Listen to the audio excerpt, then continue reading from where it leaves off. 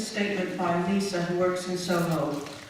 I've been working for a while in Soho, and in my eyes, it's like any other normal job. The difference is that I can get a bit more money, and that I can get to pay my rent and my bills and be able to look after my parents back home. I am not hurting anyone in any way. I feel safe where I work. I have a lady who looks out for me. I am not forced to be there. I am nearly 34 years old. I know exactly what I'm doing. Since the raids, I don't feel as safe anymore. What are we doing that is so wrong? Why are we treated like criminals? We used to get gentlemen coming to visit us, but since the raids and bad publicity, many have been put off. Instead, now we are easy targets because people know the police are not supportive. I will carry on working even if the flats are closed and even if you bring in new laws. I have to make a living. I have to have a bed that I can sleep on. I will go on the streets if I have to. I'm working with the English Collective of Prostitutes now, and I am determined to tell other women their rights.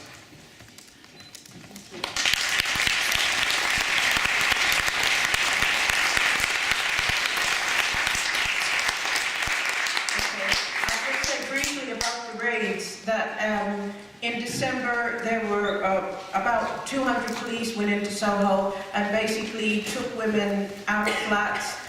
Some women were taken out in their underwear.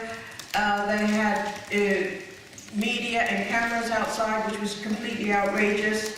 But women they closed the flats, but women bravely went to court and gave evidence and said that, look, we're not trafficked, because the police gave the excuse of, well, we're looking for victims of trafficking, we're trying to help women, blah, blah.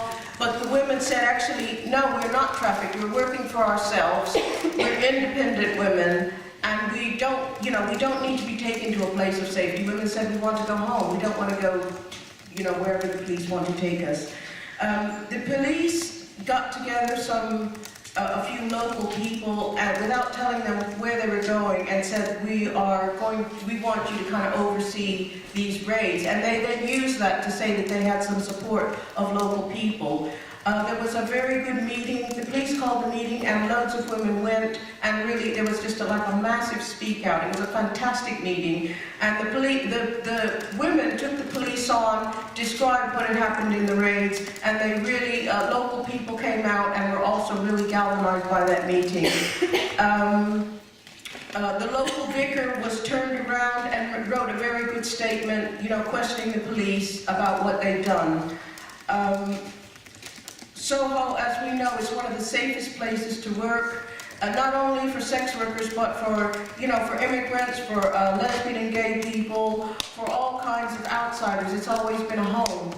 And so, when we're defending Soho, we're all fighting for our own safety.